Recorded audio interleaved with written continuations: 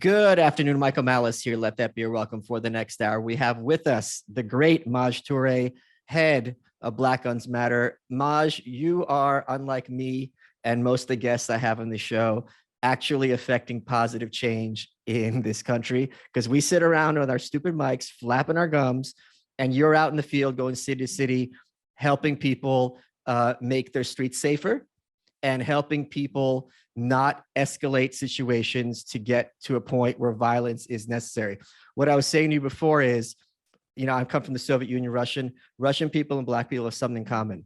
When you have low status, when you have nothing to show for it, all you have is your dignity and your respect.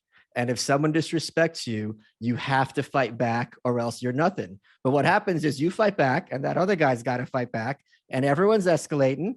And then you bring your boys and then someone brings a knife and then someone brings a gun, or then they wait till next week and it never ends positively. And then everyone around is like, to hell with all of you.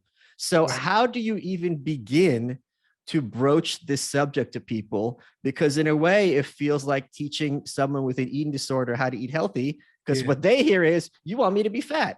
Right. And what they're going to hear is, oh, you want me to be weak. Yep. I usually, in our classes, first, thanks for having me, man. It's been a minute. I didn't know you, Austin.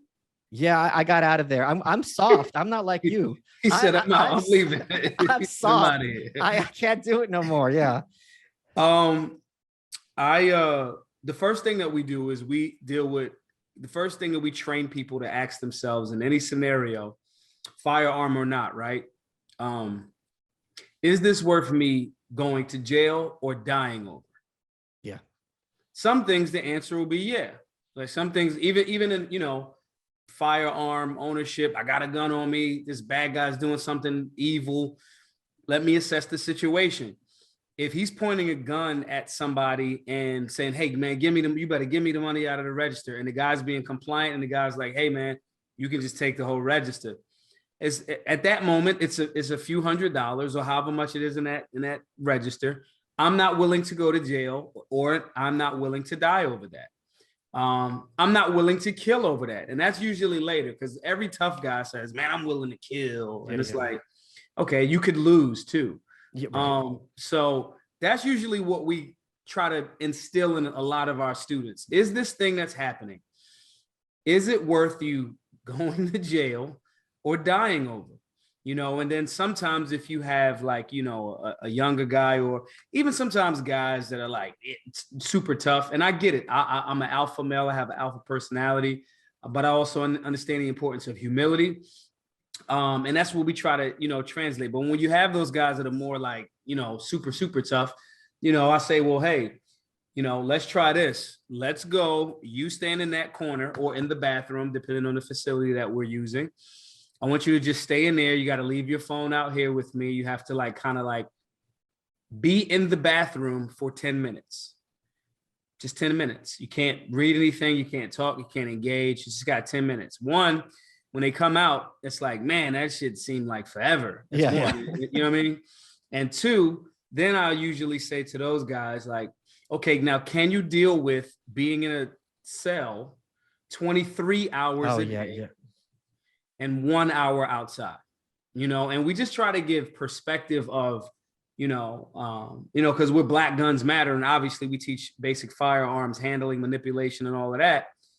How to be safe and responsible gun owners. However, that's like a tool, like a last resort tool.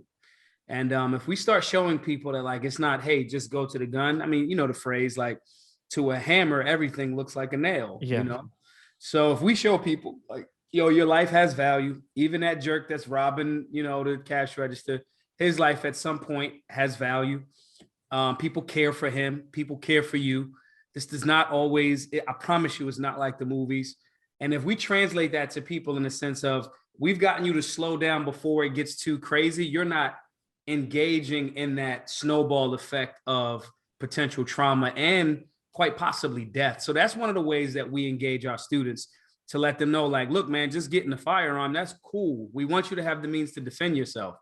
However, again, that's the last resort. And even sometimes in self-defense, you might have to deal with jail time. You may have to do that. So again, we just ask people, is this thing that you're engaging or about to engage or about to just jump out the window on, is this worth you potentially going to jail or dying over? And when you give people that very clear, crystallized understanding of what they're about to engage, and from that perspective, that assessment becomes a lot more realistic. So that's one of the steps to do. But it's also very hard where you're in it, right? And someone's in your face and everyone's around you watching.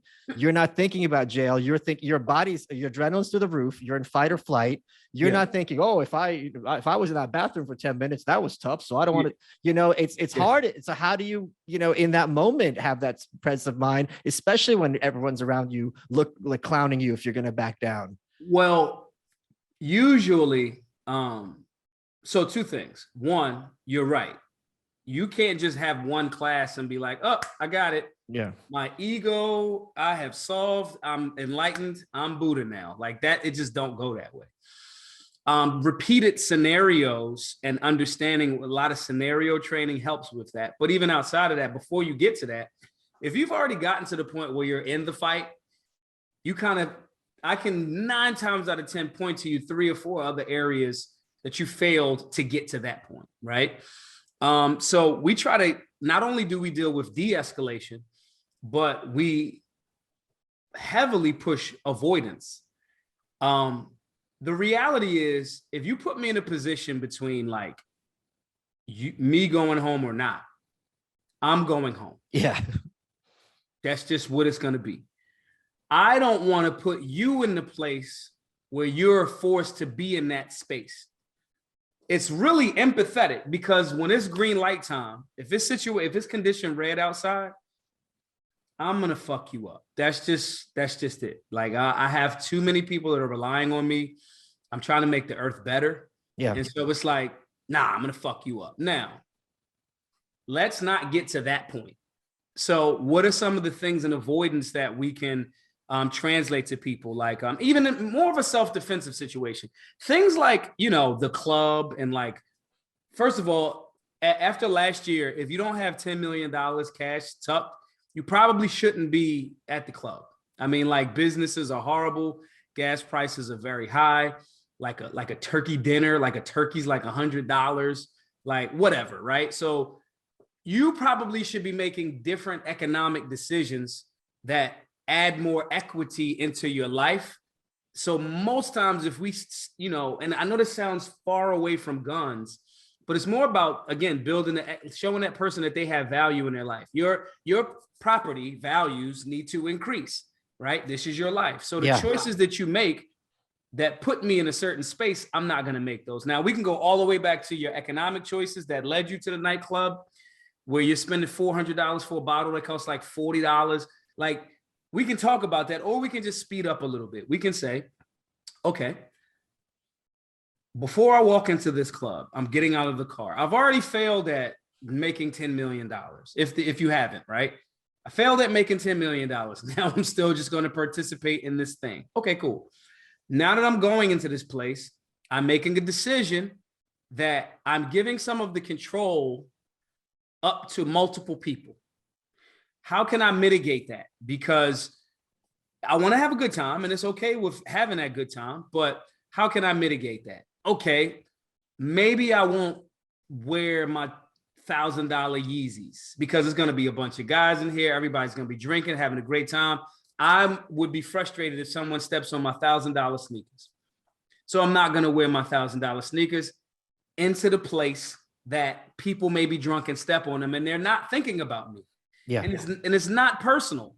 They're looking at like hot girls are dancing. They're not paying attention to me. So we try to give people areas of preparation before the moment. Okay, what if somehow somebody does step on my $1,000 sneakers that I failed to make $10 million, that I care about the $1,000 sneakers, but now I care so much that I'm insecure that I kind of care about these $1,000 sneakers. Right. And I will use words like that. And it's hard. You can watch guys' faces go like, damn, I really care about those $1,000 sneakers. And I'm not judging. I'm just saying like, yo, that may be an insecurity, but we failed at $10 million. We failed to not secure this part. Now we're in the club. What do I do? Because I'm going to be upset if someone steps on my $1,000 sneakers. Damn.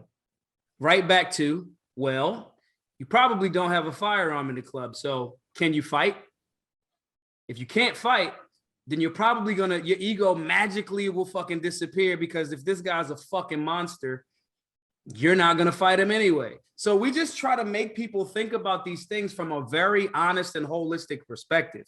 Now, when you get there, we still rely on you saying, is this worth me going to jail? And is this worth me dying about? Is this $1,000 sneaker in this club full of people that aren't paying attention to me, right? That I failed to get $10 million, where I care this much about this $1,000 sneaker?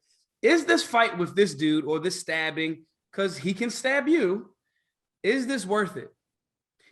You cannot, without prior preparation and ego and television told you you're a tough guy, right, you're not going to be able to like succumb to that moment unless there's an external factor that is very well overpowering your initial like angry. Now we got to factor in, have you been drinking? Because if you've been drinking, it's like called wine and spirits, so it's a different energy. So now we got to factor in, like, 1, your reaction time. 2, you may actually be a little bit more aggressive. So our classes are a holistic approach to preventative maintenance. You know, an ounce of prevention is worth more than a pound of cure. And so explaining that to people, and then at the end of all of that explanation going, you guys are going to agree with me in this class, and you're going to forget all of this shit when you get your ego bruised. And I want you to remember even me saying that at the end, because I don't want everyone to go out so super confident that they're like, I got it mastered. No, you don't. Ego, man, that lower self, that shit is a monster. You know what I mean? And so in essence, again, we are a firearms training organization, but more than that, man, my city got over 530 homicides this year. Crazy. Like, that's more. They did the numbers in Philly. Somebody gets murdered like every 16 hours or some shit, some weird shit like that, right? And so we want to show people that we can show you how to defend yourself from the actual bad guy, but you got to remember that, like, the actual bad guy, based on lack of training, lack of preparation, false ego, false bravado, all of that fake machismo, that can make you the bad guy too, you know? And so a bunch of this is preventative maintenance, and then reminding people that, you know, you got to practice this stuff in daily operations, where it's like, you know, Louis C.K. had this joke where he said, right, everybody that's not a comedian always wants to like act like they're a fucking comedian. But anyway. Okay, yeah, welcome to Twitter. Right. So Louis C.K. says this joke where he's like, you know, when you're in a car, you like do say like the worst shit to people. I hope you die. I hope you die, you worthless piece of shit. And it's like, damn, if you were on an elevator and you just kind of like went, like, you wouldn't do that to somebody. So like, you have to just like in that elevator, in your car, kind of be like, yo, let me not call this dude a worthless piece of shit. He's a human. He clearly isn't trying to like really like destroy my vehicle. Right. He just, you know, and we just try to get people to remember that, because, you know, 10% of it is your like what happens. A bunch of it is like your reaction. I apologize heavy for shit that I'm not even like responsible for. It's like, dude will step on my sneaker, and I'm like, oh, I'm so sorry. I apologize. Meanwhile, I got like a cannon on me, like right here. Like, it's not, that isn't the measure of like a good human, like, because you can put holes in people. You know, we want to heal people from their trauma. We want people to, you know, really, really, we want to give empathy to others, because we all going through some shit, man. Like, prices for everything are high. And, you know, everyone is not doesn't generate resources at an accelerated rate. And that's a struggle for me. Like, I'll sometimes I'll take for granted, like, that cup of coffee costs like $2.65. That is insane of a price for a cup of coffee. But I'm not tripping over it. But to somebody else, man, you could give somebody $2.65 and it'll make their day, man. So we try to, I went the roundabout way, but we just try to hone that into people, because at the end of all of these bad or good decisions, now you have a firearm. And now that other person may have a firearm. So you got to think, you have to pre-plan, stage, practice, and get the repetitions in a little bit every single day in regards to that false ego. And it is another false ego, because if you're wearing $1,000 sneakers, you're trying to pretend that you're a baller, right? And if you're that wealthy that you can afford 1,000, you can afford to get them cleaned, or you can get another pair, because it's like toilet paper to you. So if you're not that rich, then you're the one who is being a phony, and that's your ego that's being stepped on. It's not the sneakers. It's that you're getting called on your bluff. This is all I have. And then how stupid. Why are you trying to act like you're a big shot when the only big shot thing you have are these sneakers? It's insane. And it's like, I understand it. I'm gonna be cavalier when I say this, because obviously I don't speak for the entire, like, I didn't get like the entire Black community on the phone and was like, hey guys, how do you feel about this? What are your insecurities? Like, that's not what happened. So I'm being a little cavalier, but another, caveat to this is, obviously all Black people are not like in like the lower economic sphere. Of course. But when you have any group of people that the state has been like, okay, this group is going to be the underclass. We're going to concentrate on this group of people being the underclass. It is a as cheesy as it sounds, it's a psyop. It's a psychological operation happening on that group of people. You're Russian, right? My homie that owns a gun range here in Philly, he's Russian. And it's like, he's like, dude, like, do you understand as a youngster how like I had to fight because I was fucking poor? Like, you know what I mean? And that psychology, and then after like fucking with you by the state saying, hey, this is the class of people that we're gonna like make poor, right? A few will kind of like scramble through, but like we got a big net, right? Then they also say, they sell you this concept of this will fill that hole. Like these sneakers, this car, this, like the level of marketing that is projected onto people that don't have it. Like I was in a mall a few days ago, and I went to go get, what did I get from? I got something like stupid, like socks. Like socks are really dope, because once a week I'm starting to like sleep outside in the cold in like my sleeping bag, to just like, appreciate everything you got. So that's white people shit. Right. Sleep it outside. Right. Look, you're getting soft, Maj. Maybe you got to move to Austin also. Right. When it comes to healthcare, it's important you're getting your money's worth. So what Crowd Health does, it offers a more flexible and affordable healthcare option without the hassle of insurance. So while you're shopping around, don't forget to go to joincrowdhealth.com to find out how Crowd Health can help you save 40 to 60 in healthcare costs each year. It's not health insurance. It's a modern way to pay medical expenses, because Crowd Health is a community of people who are tired of paying into a broken system. Being in the Crowd Health community can save hundreds of dollars monthly and put thousands of dollars back in your pocket. Here are the benefits. It's flexible. Monthly subscription, start or stop when it's convenient for you. It's simple. Use their app, find nearly any doctor in the country with a quality ranking score. You scan the bills, throw them away. Crowd Health takes it from there. Membership. They get rid of the insurance middleman and they pass the savings on to the members. 100% of your monthly membership pays for actual healthcare costs. This helps the whole Crowd Health community stay healthy while keeping more money in your pocket. How do they do this? They're offering these amazing prices because the community is made up of health conscious members.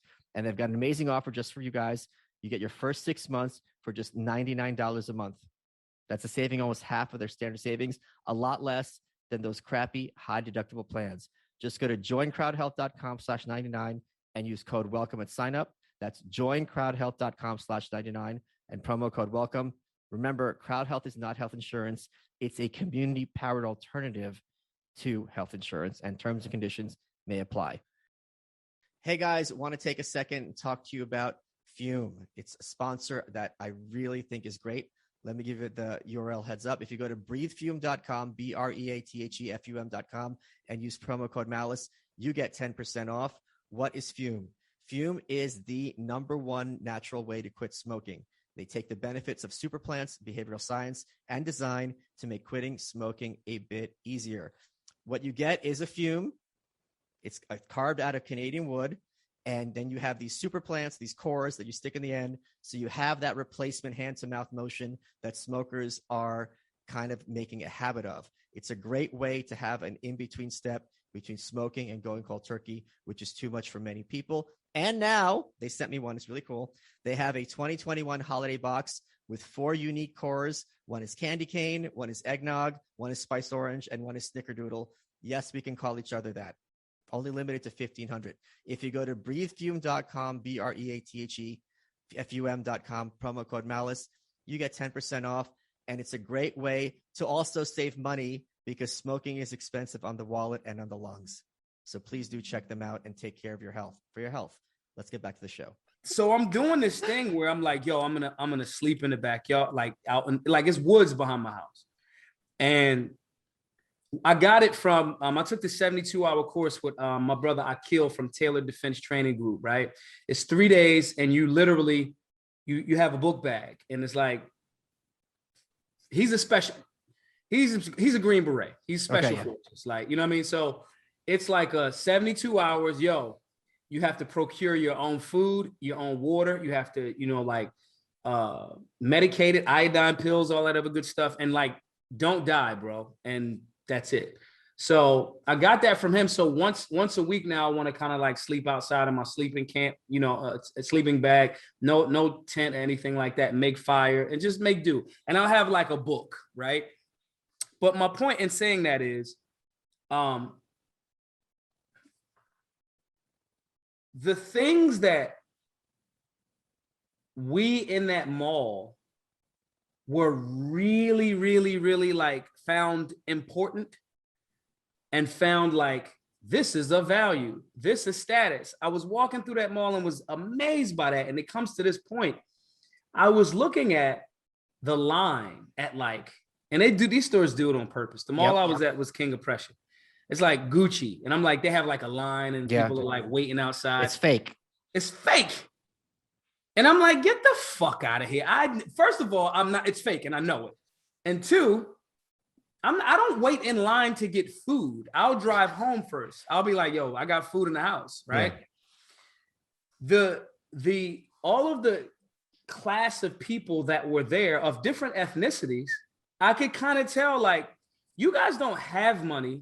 Right. You guys are buying a thing to look like you have money, And as someone that's made up $1 million, it's like, yeah, we pretty much like the difference is like until you get to like the 100 million, 200 million, pretty much is just like how you travel. Like, is the car fancier? Is the plane private? Like, that's pretty much it. But like all of this other shit, man, like my rich friends that are like, I'm like, yo, bro, just give me $250,000 and I'm going to spend it on the community. Those rich dudes that'll be like, all right, Maj, I'm going to fucking send you $125,000. Those dudes. I said 250, asshole. That's why they're richer than you. You saw how quick they got 50% off and you smiled and oh, thank you. They know what they're doing with the quickness. To me, I'm like, when I look at those guys, they're so unassuming. Yeah. They're so unassuming. And that hole that the same media, government, state has damn near fostered in people under a certain economic ring or rung on that ladder, they also sell you, it's, what is it, the Hegelian dialect? It's like, here's the problem. We're going to sell you the solution too. And we unfortunately fall for it. And I totally, which is why, I remember being that person. I remember I tell a story all the time. I remember years ago, I bought an $8,000 ostrich leather jacket. I don't even know where the fuck it is. I have no idea where this jacket is at all. And it's an unfortunate reality that some of us have to kind of go through. Maybe it's a spiritual thing. Maybe like it's part of the process. I don't know. But like, I understand why people are stuck on that level of goofy, which is why I'm kind of like empathetic for it, which is why I can translate to people and they don't feel like I'm coming at their neck when I'm like, yeah, you might have an insecurity. And then when I say, Yeah, you got the $1,000 sneakers. I had an $8,000 jacket. Both were stupid. I could have put a down payment on like an investment property with that $8,000. That's where you at now. So I understand that. I just don't judge it. But again, when it comes back to relating to the community that is maybe currently suffering from that and being able to translate that to them, not only can we get them to view that from a personal protection and defense standpoint, but then, we open in the Solutionary Center in a few weeks here in Philly. Now we can get them to come like, damn, I don't like that feeling that he respectfully told, like he was in my head a little bit. I don't like that feeling. Well, cool. We have a class here on building credit. We have a class here on sound financial choices, and then some of my friends will be like, well, my homies say they don't do credit. And I'm like, well, there's a reason for that. Like maybe you should look into that. If that person is open and if we can get them on the gun thing, we can get them to develop more of a love and appreciation for their own life and a lot more of their choices that have very little to do with self-defense. And that becomes contagious because those people become the leaders of the community, and they're not leaders because they're jumping in front of cameras. You have a crew of friends and one guy has everything together and his house looks nice and he's, he talks nice and he's got a good girl and everything, goes out to restaurants. He's not trying to be some kind of badass. Right. And like, I have friends like that. And it's just like, okay, once you have a certain level of self-esteem, you're like, teach me. Yeah. And they're happy to do it. They're like, yep. I want you to succeed. You're not taking it from me. So right. it becomes a whole, very positive, self-fulfilling prophecy. Yep. I'm gonna ask you a big ass kissing question, but it's a serious one. Yep. You have no question in your work saved some people's lives and saved some people from going to jail. Is this the kind of thing where you sit down, you're like, damn, like I'm gonna pat myself on the back? Because that's not a minor thing. Every time that I think about patting myself on the back, again, the friend that gave me $125,000, not me. I gotta say it the right way. I heard it was down to 60. Yeah. Right. Oh, here's 30. Here you go. Right, here you go. The day that he gave us that, we hit our 500th homicide. That was a few weeks ago.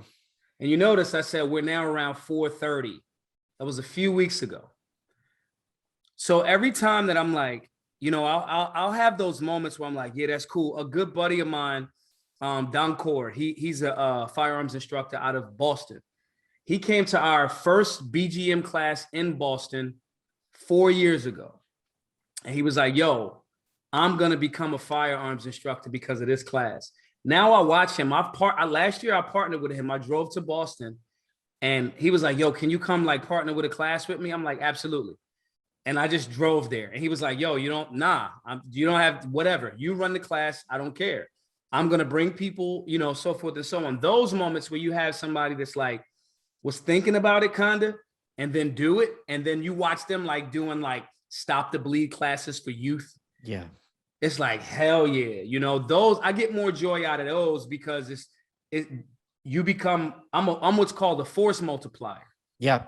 You know what I'm saying? And so like, I appreciate it, but then usually, man, it's like the Al Bundy curse. Like if something bad, like if good stuff starts happening, and I'm kind of like, all right, let me just be quiet about it, because like, something bad will happen. You know what I'm saying? So I kind of like appreciate it in my head, but with the, for the people's lives that I did save, here's where I'm hard on myself. We started in 2016. We did all of our classes in Philly. We did conflict resolution, de-escalation, and just basic gun ownership. We just signed a bunch of people up to get their license to carry. Boom. Then we start going on this tour all around the country. 2017, 2018, 2019, 2020 was, shut down. Every year, and I said, we're going to make Black people be the largest gun buying demographic. Not because we like, yeah, kill Whitey. It wasn't that. It was just like, yo, this is where gun control was created in America to stop this group of people. So we, extreme disease, extreme treatment. So we got to concentrate on that community. When we did those classes in Philly, Philly had the lowest violent crime it had since 1979. The homicide rate was the lowest it had been since 1979. There's the little pat on the back thing, right? Yeah. 244 homicides, which was still high. but we like, hey, we got something here. Then we say, we're going to start going all around the country. Every year that we were not consistently doing classes in Philadelphia, 2017, 2018, 2019, 2020, 2021, the homicide rate has increased every single year. So what I said was, okay, cool. We're going to get a building. We got a building, and we're going to concentrate on Philly for 1 year. We're going to lower that violent crime in Philly and homicide rate by 25% for the year 2022. So I'm saying all of that to say, every moment that I'm like, yeah, man, we said we're going to make African-American people be the largest gun buying demographic. We did it in less than 3 years. Record gun sales, violent crime nationally is actually down, but that was already on the 20 years, decline. Yeah. Saying that to say, as soon as I go, oh man, we did it. Then you look at your city. Your city shit right now, bro. So it's almost a little difficult for too many pats on the back. My guy Kill from Taylor Defense Training, he says, when I was out in the field with him and like bitching because I'm like, we slept like 6 hours in 3 days and we were operating at a deficit and hungry as shit and walked like 20 miles. And he's like, yo, Maj, you got to learn to appreciate the little things. He was like, we just found a field of dandelions because we were eating off the land. And he's like, yo, that's like sustenance. You got to like find those little things and let that continue to move your movement. And so that's kind of how I look at it. But at the moment, and it's humbling and it's beautiful, but an even more humbling thing is to recognize how much work we still got to do. You did all of this over here. Now your city's trash. They're talking about now, January the 3rd, they're going to like, yo, you can't go into a business if you don't have like a vaccination card. Right. And I'm like, I'm talking to my Jewish homies. I'm like, what the fuck, bro? Is this not like, and they're like, fuck no. Like that's one of the reasons I left New York. I'm not showing no card to get a sandwich. Are you crazy? The hell are you? Yeah. I'm supposed to just be like, oh, okay. I just gotta tell you my personal. I wonder, like, are they gonna like how offended would like if I was like, cool, man, like show me your herpes record. Like as they potentially try to ask me, like, yo, you got AIDS, right? How do I know you don't have like AIDS or HIV or some shit? Like it's a weird dynamic, but it's a humbling thing to go, well, damn, bro. Maybe if you had already had $10 million, you could have scaled out and you could have like created Black Guns Matter chapters in a bunch of cities, and maybe your city wouldn't be in such a shitty place. So those are kind of how I check myself whenever I get those pat on the back moments. One of the things you've popularized is the expression that all gun control is racist. Mm-hmm. Can you explain what that saying means?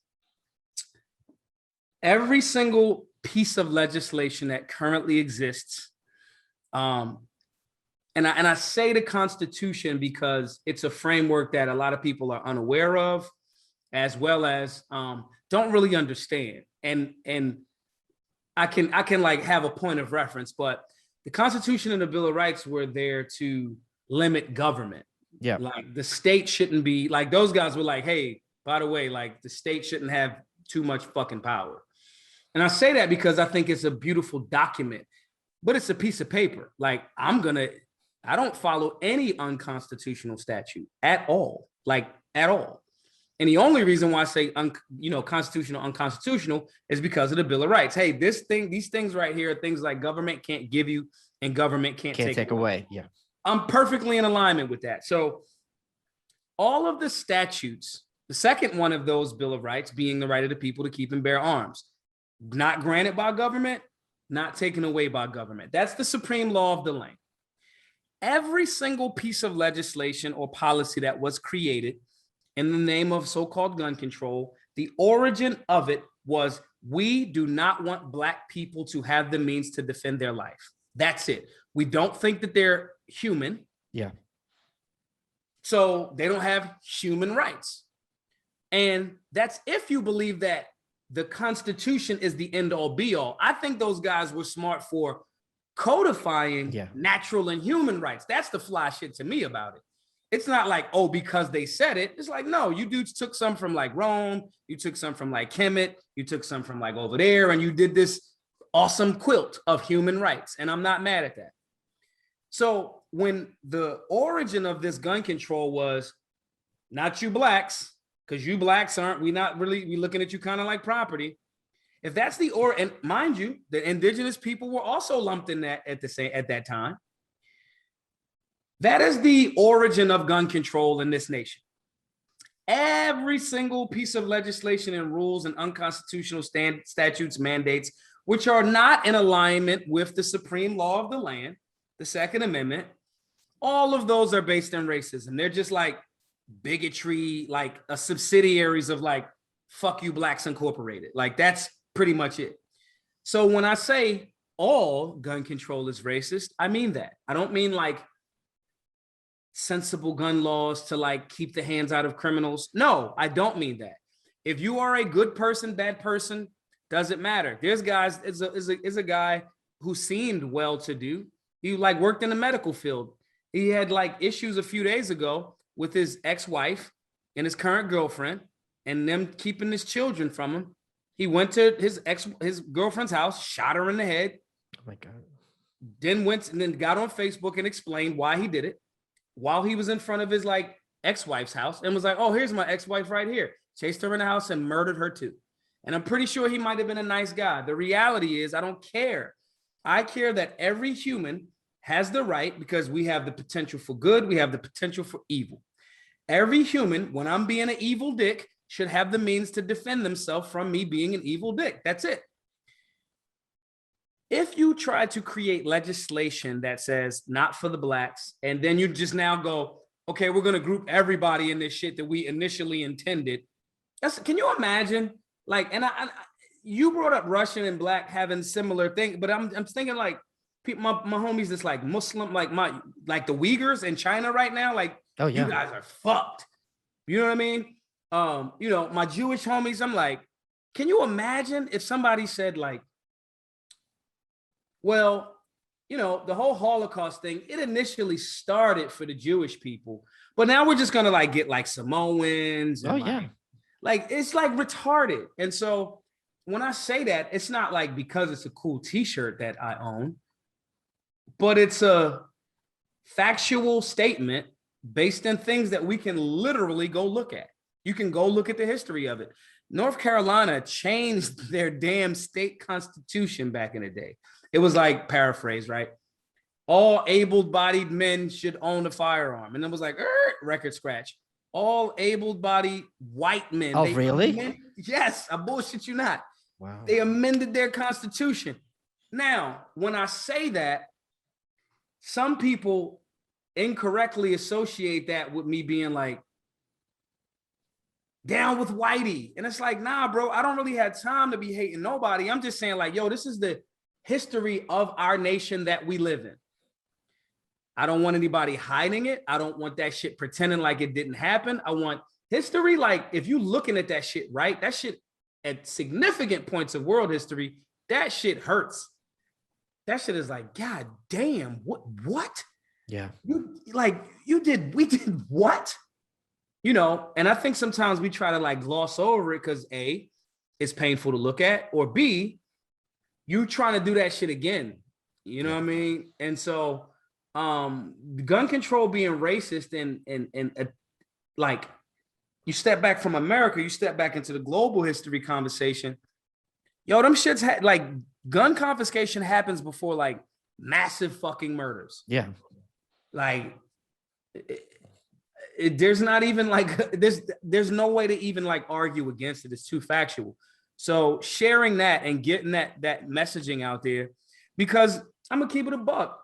The Black community is pandered to, exploited by, and benefited by those same politicians that push that shit. Like they say some shit like, yeah, we care. And it's like Joe Biden is the worst piece of shit. Like all of his legislation for longer than I've been alive has been like, in essence, let's lock Black people up. Yeah. And These guys will get on television and say the most outrageous shit. And then the community, if there isn't somebody like me that they know is from the same place and from that same cloth, they won't hear it. They don't see the subtle little shit. Like, I'm like, but it's also one other thing. It's that you're going to put away Black people who are using crack, where your son is bragging in the magazine that they found my crack pipe at the rental car, and there's not even a possibility that he's going to get arrested. Main man lied on the 4473 form, which is the federal form that you fill out to get a gun every time you make a purchase. Lied. And this is the reason why politicians, man, they're not afraid enough. Right. You know what I'm saying? And I hate to sound so doom and gloom, but the job is a public servant. Like, you're a waiter. You're literally there, and the PR firms made it look like it's this like Hollywood job. It's not, you know, and in reality, it's a how can I serve my constituents job? And these, you know, these fuckers just like totally are like, fuck the people. Oh yeah. And they're doing that because there have not been enough. This is gonna sound fucked up. Assassination attempts will scare people right back into the fucking position. And right now, and I don't want to be, well, maybe I am, maybe I'm not advocating for violence. Who knows? I'm just sharing my thoughts. The founding fathers of this place, and as a Black man, if I can say that with our unique history as Black melanated people in America, everybody should be able to receive this shit, right? Those dudes literally were like, yo, we could die for this shit. Oh yeah, they knew it. They were putting themselves up against the wall. Let's take a boat and like on Christmas Eve, like row it across the fucking river to go kill the fucking ops. Like, for freedom. And I think, like, you know, I don't know if it's me doing more over the last couple of months. I've been doing more like tactical training and like self-sufficiency shit. But as I'm looking at shit, it's like, at a certain point, like, it's going to boil down to violence. And I'm willing to put my own work in for the shit that I'm cool with being violent about. When I ask myself the question, are you willing to die or go to jail for this? It's like, yeah, the fight against tyranny. And it's like, you know, the incremental tyranny is the bullshit. But I think like not enough politicians are afraid because they're comfortable. Hasn't even like smacked one of them in the fucking mouth in a while. This is Walk-Ins Welcome with Bridget Pedicy. I love hearing people's stories of resilience and grit. This is why I created this podcast. We are very excited to welcome Jim Gaffigan, Yasmin Mohammed, Glenn Beck, Tim Dillon, Abigail Schreier, Jeff Garland, Ayan Hirsi Ali, Sam Harris, Heather Hying, Jonah Goldberg, Ben Shapiro, Glenn Greenwald, Sarah Shahi, Colin Quinn. If there's a culture of victimhood, then let's tell stories of grit and survival. Subscribe and listen now on Apple Podcasts, Spotify, or wherever you get your podcasts. Let's get back to the show. Maj, AOC was crying for months because she had to talk to a cop for 5 minutes. Soft. That's beyond soft. Marshmallow. Like, yeah, you have to. I had to talk to a cop. I was basically raped. And it's like, what the fuck are you doing? Like, homegirl lied. Oh my God, I was in there when the 6. You shorty, you wasn't even there. You wasn't there. These are the things that like we need blue collar, hard nosed dudes that are like mechanics or women that are like boxers or some shit to like occupy those positions. The founding fathers, like Benjamin Franklin, was like smoking, working on like a fucking printing press. Like, dude was somewhere else. Dude was like making shit. Was like a nerd, like a blue collar nerd, right? We need those people in those positions that understand the job as public service, because if not, man. And even the things that I'm saying right now, I'm expressing them in the most humble and respectful way. And again, I hope that no one takes that the wrong way. But at the same time, even the fact that we're in a space where I got to put all of these disclaimers, because people are gonna be like, and even though they agree with it, there's a reason why people kind of like Trump, right? brash, like, yo, fuck that. I'm rich. He's basically like fucking Batman, like for 40 years, right? Like, I got a bunch of money. I could just fly around and fucking now I'm gonna be the president, right? Now, I got my issues with the Second Amendment thing with Trump and the war hawk and all of that shit, right? However, charismatically, dude's like, outside of being a billionaire, he's like, you know, guys was like, yeah, I like a brash dude that like tweets some of the shit that I would say too. I think the American public is ready for that type of shit. I think that we need that type of shit. When you have an administration, and again, this is even if you subscribe in any way, shape, or form to any type of governance. And I have to say that because some people don't, right? But when you have an administration that blatantly just straight fucking pump fakes and lies, like it's absolutely like blatant, right? Hey, we're gonna get rid of your school debt. Hey, we're gonna do this. Hey, we need to have a conversation about reparations. Hey, we need to let people out of jail. And then literally not only not do it, but then do the exact opposite. Oh, we're gonna give HBCUs this much money, then cut the funding by like 30 billion. But then have the audacity to say, if you don't vote for me, you ain't black. These are the types of things that, like, it's a level of arrogance that has happened over decades of us not maintaining our own autonomy, not maintaining our, like, yeah, y'all voted on that for other people. I don't give a fuck about that. That don't have nothing to do with me. Right. Y'all voted on that for you guys to collectively do your thing, and I'm going to respect it, but I'm doing this over here. You know, that individual freedom. And I choose my words very carefully. I am fearful, man. I am fearful because even some of our best and brightest are so pussy. Oh yeah. You know, and it's you mean me? No, no. You're not wrong. Wait, I don't want to cut you off. Because some of the stuff, so I've read so people know your book is coming, right? It's out. Yeah. Oh, it's okay, cool. Yeah. So the shit you say in that book. Well, it's not me. It's even the Anarchist Handbook. Yeah. It's 20 other writers. I just compiled it. Right. Yeah. But it's you. They're like coming to fuck with you because you put this shit together. Yes, correct. Yeah. Right. I know dudes that talk that tough shit, but won't even say that. Okay. Won't even compile it. To me, intellectual dexterity and hardness and toughness is just as, if not, maybe not even more important than fucking like, I can get in the fight and like beat the shit out of somebody. Because that book becomes a fucking force multiplier. Yeah. And that's why it's funny for me when people are like, oh, if shit hit the fan, you'd be the first one destroyed. And it's like, I've got a lot of people who have my back. And you know how this is. It's like in any community, it's weak people are not targeted because those weak people are protected. Because because you're next, it's dominoes. Right. The strong people get together, like, we're going to keep it safe. We're going to keep it, and look out for it's just basic human nature. It's what happens. It's like when I sold crack, it would be, and so take that back. When I sold weed, the guys that at that time was selling crack, when you sell weed, you meet, everybody smokes weed. Like that's just all types of people.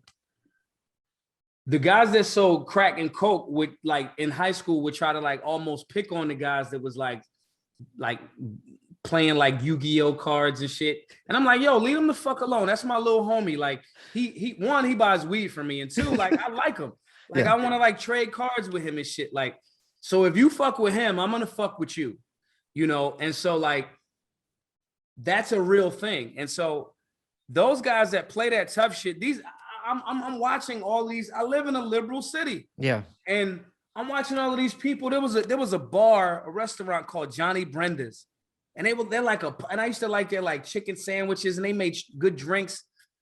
And I was there a few weeks ago, and they had a sign up that said like proof of vaccination required. And I thought it was like, yeah, they're just putting it up because like the rule, and I'm gonna just walk in. And the shorty at the front looked like a punk rock chick, was like, I just need to see your, and I'm like, yo, that's real? Like, are you serious right now? And she's like, I'm absolutely serious. And I'm like, first, she's out of shape. Second, it's like, how fucking dare you? And third, I'm like, This is a bar. We are coming here for greasy, fucking unhealthy food and poison. Yeah. That's what it is. And you're telling me about and never mind the fact that the fucking jab doesn't stop transmission of anything. So I'm looking at this as you guys are supposed to be the rebels. I live in Philadelphia. This place was called during the Revolutionary War. Philly was called Rebel City. And Philadelphia is the birthplace of the fucking Marines. Blue collar, fucking just get it done. Well, what about Canada? Canada is a country of frontiersmen. It's freezing all the time. You got to be a lumberjack when and now they're all girls. No offense to women, because the women I know are tougher than that. Right. And it's a weird dynamic. And I'm fearful because, we can't, it's a small cadre of folks, but I don't know how much time we have to reverse engineer the minds of the youth. That's the thing that I'm fearful about. My daughter has a gun. She's 5. She has gas masks in there. You know what I'm saying? She's straight, but can I get 50 more like her? Yeah. And these are the things that I'm fearful for, because they're supposed to be reading your book and going fuck yeah. They're supposed to. And it's damn, I don't know if we have enough time. And, what I do know is if shit hit the fan, I know what buildings me and my friends are going to just go take. Exactly. We just taking that. You leave now or you're under the rule of solutionary law. That's just what's going to happen, and, I still am optimistic that, we got some more time in this experiment, this so-called constitutional republic. I think we got some more time. Maybe, I hope so. But when I look at it, I'm fearful because all of the shit that the Roman Empire went through, right before they was ew, all of that shit is we're doing it. Yeah. So, but I'm optimistic too. There's something, I know you're going to have a lot of thoughts on this, so you don't have to give me the short answer. You could give me the long answer because I'm very curious in your thoughts. Mm-hmm. What was your reaction to the reporting and verdict in the Kyle Rittenhouse case? Loved it. Kyle Rittenhouse wasn't just only on trial. The ability to defend your life was on trial. I was amazed at how they were able to spin the narrative so well. Literally, first of all, I was how the fuck do we have all of this footage of this entire scenario? That part to me, my conspiracy theory brain was you guys got drone footage of this shit? But when I saw him evade, when I saw him have the wherewithal beforehand to make a video about why they were there, when I saw him, and he's a statist because he wanted to be like a cop. So right. I'll give him, all right, kid, you're fucking in the Matrix. Well, whatever. But he's getting ready for it. He killed people with no consequences. He's ready to be a cop. Bam. He's ready. He's ready. You got it. Congrats, kid. Here's your badge. You're on your way. The concept of him, I just thought everything was a perfect argument. The militia, the age of someone being able-bodied, 17 years old or older. I was this kid's 17. Everything seemed to fit so good. When you watched it outside of, corporate media, and when you looked at the footage, even down to when he ran away from those guys 3 times. The one guy tries to take his gun. He shoots that dude. He runs away. Another dude tries to chase him, tries to kick him when he falls. The guy that tries to hit him with the skateboard, he shoots that dude. Then there's a guy that literally pulls out a Glock and tries to shoot him. I'm looking at CNN crop the guy's hand out with the gun pointing at him. I'm he's trying to kill him. He shoots that guy. Then another guy, right after he shoots that guy with the Glock in his hand, comes up to him and stops, and he doesn't shoot that guy. Then he gets up, runs, and surrenders to police.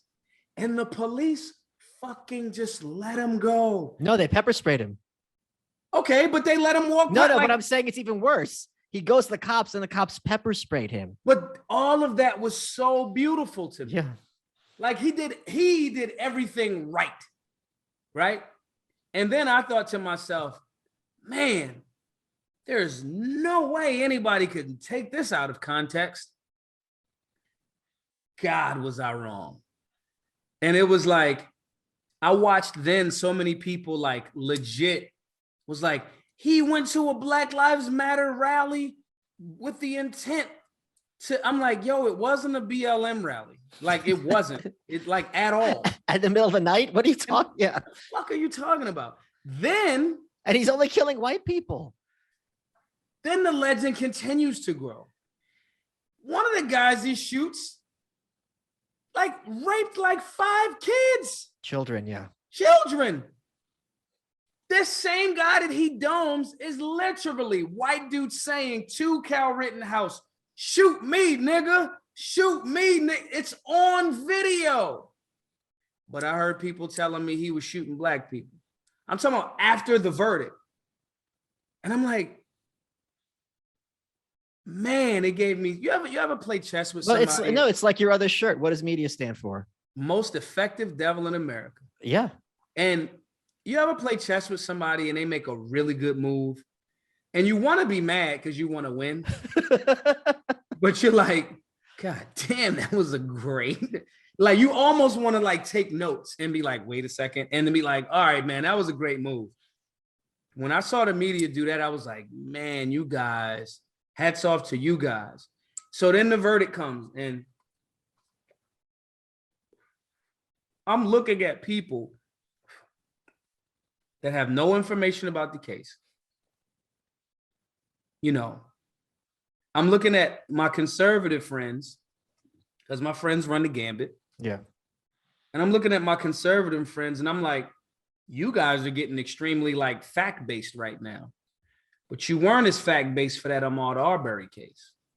So I'm looking at the contradictions on both sides. I'm looking at my liberal friends and I'm like, bro, you don't even know the facts of this case. I'm telling my friends, hey guys, I love you. I care for you.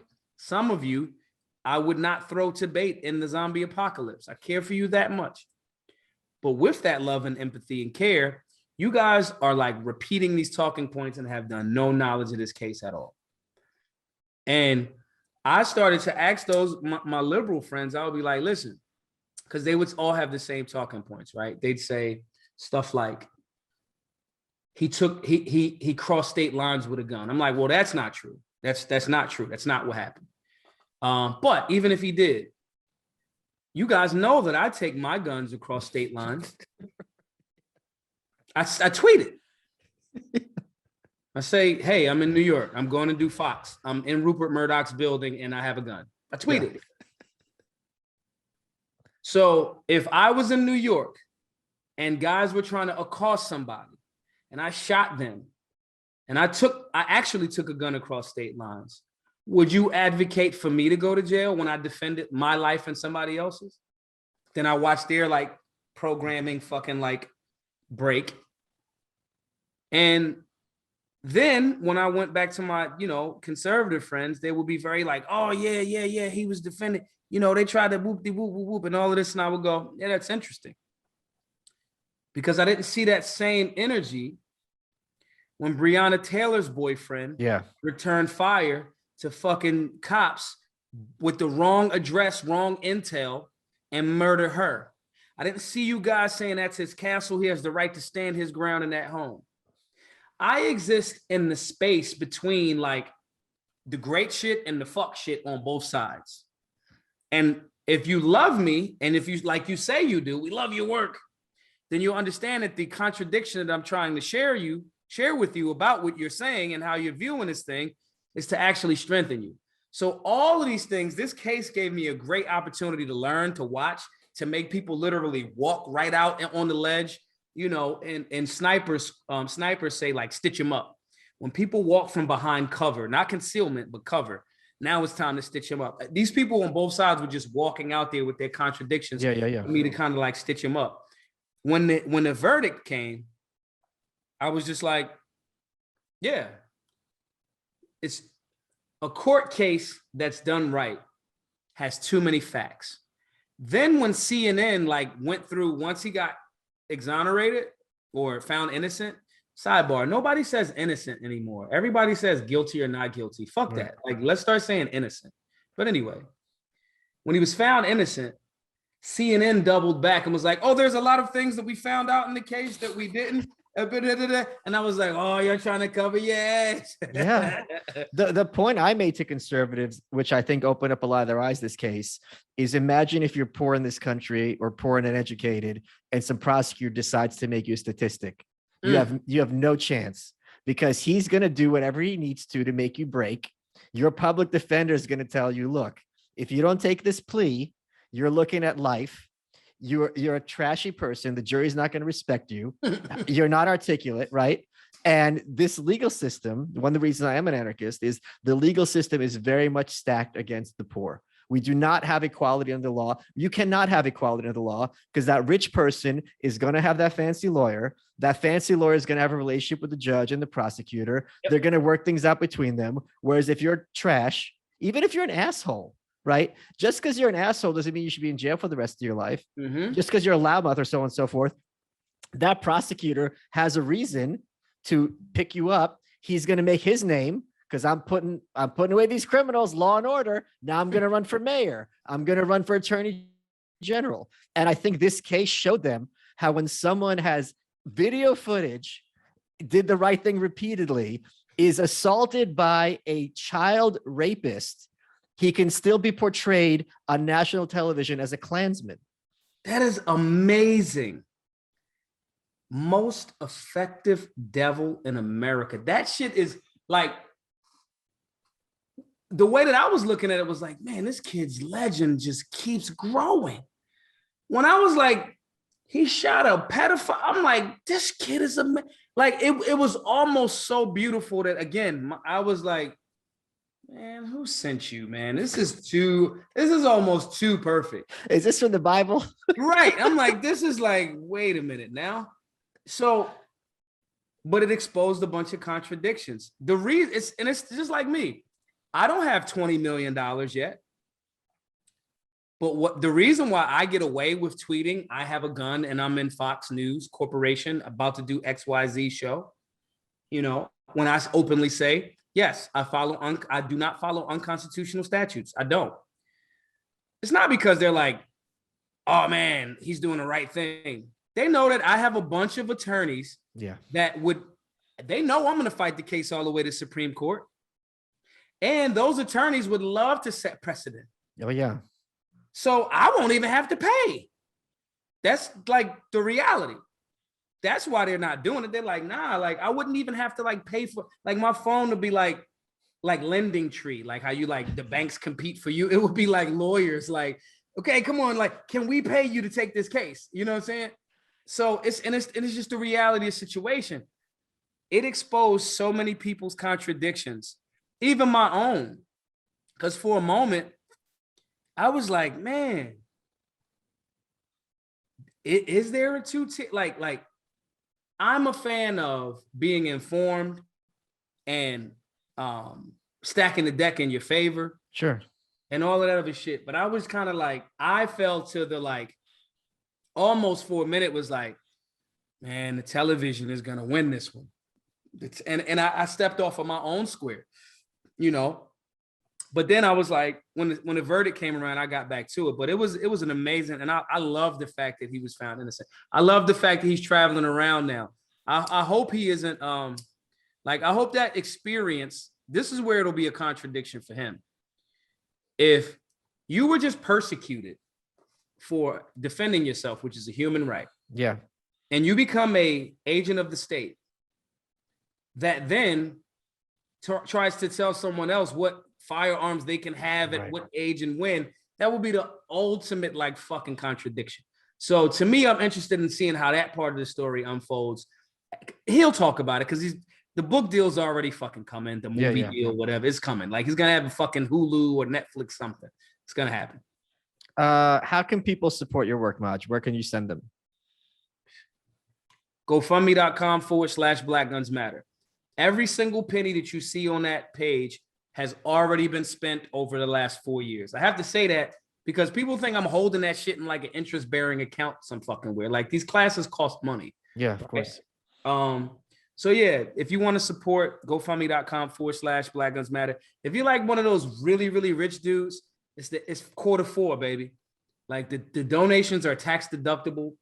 Shoot them joints over. Like GoFundMe, I think the maximum is $50,000. If any rich person wants to donate $50,000, like please do so. I've already done exactly what I said I was gonna do with the money over the last few years. I know some in the beginning people were skeptical, was like, all right, what the fuck's this guy? You know what I'm saying? But we the classes are free. We've expanded. We have a building in Philadelphia, the Solutionary Center. We're gonna be all of the classes on everything: taxes, credit, finance, crypto, anything, philosophy, all of the classes. I got homies that's going to be coming to teach like about plumbing, electrician, just little free classes. All of that resources is going to that now, as well as the basic firearm classes.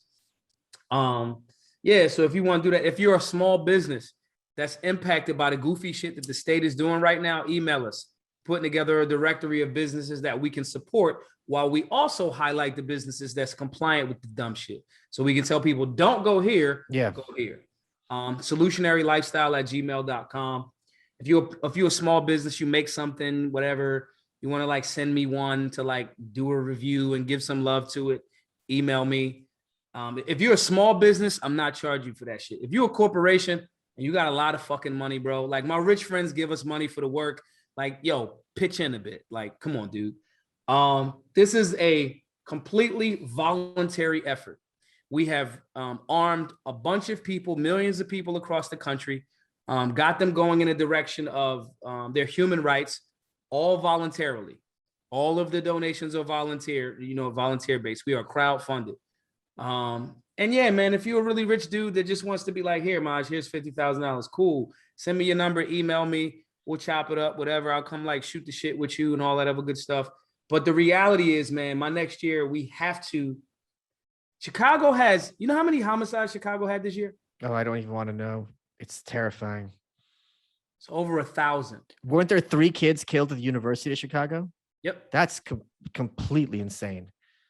We got to scale. We got to make this Black Guns Matter thing. The goal this year is to show that we can impact 25% in reduction of death, which means also reduction of violent crime. Of course, yeah. Then as we have more resources, we got to scale this shit out. Chicago had 1,000 homicides this year. Over 1,000. That's 3 people a day. Well, that's Trump's fault. It's Trump's fault. Don't you read a newspaper, educate yourself. Like what? It's Trump. Dumbass, it's Trump, obviously. Right. It's Trump just shot 1,000 people last week just because of him.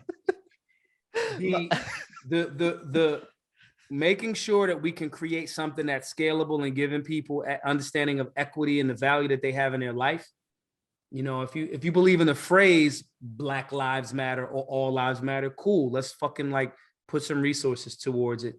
And if you're just going through some shit, man, you got like girlfriend, boyfriend problems, some shit, like send me your fucking phone number, email me. I'd rather talk to you on the phone while I'm sleeping in the fucking tent, you know, in the camp backyard type shit.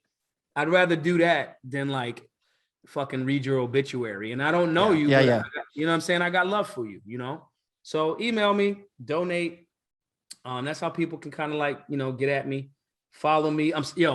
So everybody, the last time I talked to Mike, we was on the phone and I'm still not verified on Twitter, bro. So Mike was like, yo, can I? Well, we were in the going to get cheesesteaks in Philly. Yeah, I remember that. He was like, I don't even know if I can like fucking be in his car with you right now, bro. Like, what the fuck? So like, I'm very. I stand by that statement. like what? This guy's not a blue check. Like, the fuck is going on here? Who got this? What's going on? But I'm real down to earth, y'all. If y'all like call me, if y'all going through some shit, we got work to do, man. And I'm gonna keep putting the energy towards it. Folks that want to support, if you got a better financial means to help out and you agree with some of the stuff we saying right now, do that. If not, if you just watching the cast and you just want to retweet the shit, then cool, man. It might get to one of those guys that's like, who knows, man? Elon Musk seems to be sounding like a different person lately, but who knows? But it might get to Elon or some shit. He's like, yeah, get a guy 50K. Like, you know what I'm saying? Of course. So, Maj, we're running out of time. What has been your favorite part of this interview? I love that when we communicate, man, it's like a conversation. It's like, it's smooth. You know what I mean? I also love that you don't generally give a shit. You give a shit, but you don't give a shit. You're like, yeah, I care, but I don't care. You know what I'm saying? And yeah, man, just the openness of it. And I really appreciate the work that you're doing for getting, people to see like, yo, you have your personal independence and liberty shit. Like, and that doesn't come from the state. No. And I appreciate you maintaining that standard regardless of who you're talking to. You are welcome.